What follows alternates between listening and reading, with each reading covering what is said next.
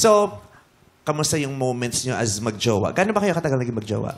8 months. 8 months. Tagal din. Ang tagal. Almost 1 year na yun. 8 months. Kamusta? Masaya yun? Oo, sobra. Masaya, Kasi- sobra. Considered ko siya as my dream girl. Wow! You're my dream girl! Dream girls! Feeling! Sweet. Boys will make you care. You're my dream girl. Dream girls will never leave you. No, no. And all you gotta do is dream. All you gotta do is dream. All you gotta do is dream. Yeah. Dream girl. Sarap namang masabihin, no? Masabihin no na, you're my dream girl, you're my dream boy. Oh, yeah. Mr. Dream Boy, Mr. Dream Boy. ano kaya ang nasa isip mo? Uy, sino yan? Bakit gumaganyan ka? Ganyan si Cheryl Cruz. Cheryl Cruz dati. Cheryl Fruits? Ganyan si Cheryl Cruz dati. Ganun siya kumaway. Mr. Dream Boy, Mr. Dream Boy. Ano kaya ang nasa isip? Nasabi mo sa kanya yon? Nasabi mo sa kanya Mr. yun? Dream Boy. Ikaw, nasabi mo sa kanya, Yes. Mr. Alam niyo yun, simula dati hanggang ngayon. Na, Hanggang ngayon siyang considered dream girl mo? Oh, kasi nga, love Oo naman, at first yes. sight siya nung una nakita eh. Actually, to prove that, simula nung third year hanggang nung 2021, diba? Nung nagkaroon ako ng chance, kakabreak ko pa lang dun sa long-term girlfriend ko. But, nung nakita ko na may chance, Niwalayan mo yung jowa. hindi. After ng breakup. After ng breakup na. May nun. chance, yung ka Yes, nakita ko na may chance sa kanya and I was very, very honest. Na nag-move on pa ako, na gano'n, yun yung halos yung pinaka-topic namin palagi. I was very transparent. It's kind of weird, pero kasi, di ba, sino yung lalaking nanliligaw or nagtatapat tapos sinasabi mo rin na kaka-break mo lang. Kapag ka nalulungkot ako, sinasabi ko talaga sa kanya.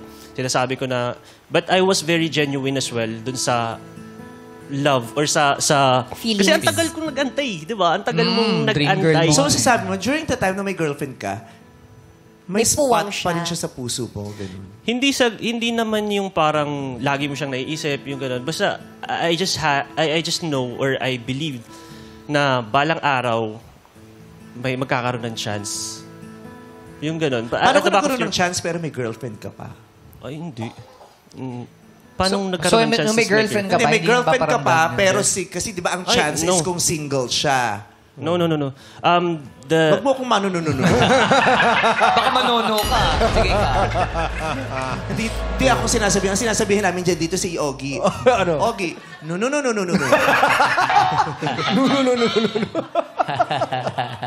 Uy, nakakatawa ba yun, miss? Paano ka ba? Tumawa ka naman. Joke pa kayo dali. Okay. So, hindi. Hindi, kumbaga parang sa kanya, Kasi, ini-imagine ko kasi yung conception na ng dream girl. Sabi niya kasi dream girl, tapos sabi niya pa nga, to prove na dream girl ko siya. Sabi niya, kaya iniisip ko, ano yung proof ng sinasabi mong dream girl? So, hindi ko naman narinig dun sa kwento niya. Kasi sinasabi mo lang, nag-share ka sa kanya about yung pag-move on mo, ganyan. Tapos sabi mo, waiting for the chance. No, since day one, nung na-meet kayo, ano na siya, love at first sight. Diba? Kaya inisip ko, love at first sight, dream girl mo siya, pero may jowa ka. So kung may jowa ka siya, tapos na love at first sight kasi ibang tao, tapos dream girl mo siya, ibig sabihin nun, at the back of your head, may iba kang gusto. May iba ka pang hinahanap pa. Kasi sabi mo, you were just waiting for that chance. so parang, Hindi siya available ligawan. so parang micro-cheating ba yun? I don't know. Well, for me, sa akin naman, hindi mo siya masasabing, hindi ko siya kinoconsidered na parang, parang may balang araw na, yung kapag naging single lang ba siya? Kasi sabi mo, sa'yo nang galing yung nag-aantay ka ng chance eh. Yes. Wala, hindi siya available eh. So para bang sa pagkakaunawa ko sa kwento mo, parang, kunyari, si Ayon. Gusto ko si Ayon. Parang, May jowa siya. Jowain ko nga muna si Jong. Tapos ayun na bakante. Oo, tapos inaabangan mo kung kailan siya magiging available. Pero para hindi ka rin bakante, jowa ka muna, so waiting ka. Kasi dream girl mo siya eh. Love at first sight ka sa kanya eh. Yun ang dating sa akin nung kwento mo. Right. Pero para siyang, yun nga, love at first sight siya, pero para siyang nandoon lang sa level ng crush, 'di ba? Na tipong, wala namang nangyari sa inyong something, hindi naman kayo nabigyan ng chance, so hindi siya lalalim. So, I just know na if yung panahon or yung mabigyan kami ng chance, then definitely kapag single ako and single din siya, and I never like think of her kapag nasa relasyon ako. Never. Kapag pinagtagpo kayo ng panahon, Yun. Kung may chance lang ulit na kukunin single mo. sila pareho, liligawan. Pwede naman yun, diba? Na para kang may crush. Pero, diba? As long as hindi mo siya binibigyan ng meaning, as long as hindi mo binibigay yung sarili mo, binibigyan mo ng chance yung sarili mo. Crush, okay lang yun. Okay Kasi lang. sa'yo galing dream girl. Iba yung crush sa dream girl. Ano ba yung ibig mong sabihin ng dream girl? Di ba pag dream girl, ito yung babaeng gusto kong makasama sa buhay ko. Ito yung pakakasalan ko. Di ba? Pangarap ko. Dream ko siya, di ba? Yes. Kung maabot mo siya. Kung makukuha mo siya. Well, hanggat hindi ko pa siya nakukuha, it's just like... Iba muna. No. Parang klase ng ng adoration. Kasi feeling ko talaga she's out of my league. So, wala lang. Parang crush ko lang siya. Na gano'n. Kaso, okay. Kung magtatagpuin lang kayo, pero during dun sa mga relationships nyo, walang attachment, walang messages. Wala namang silang anything. Okay lang Single naman naman siya, nung nagparamdam na siya kay Allen. Oo.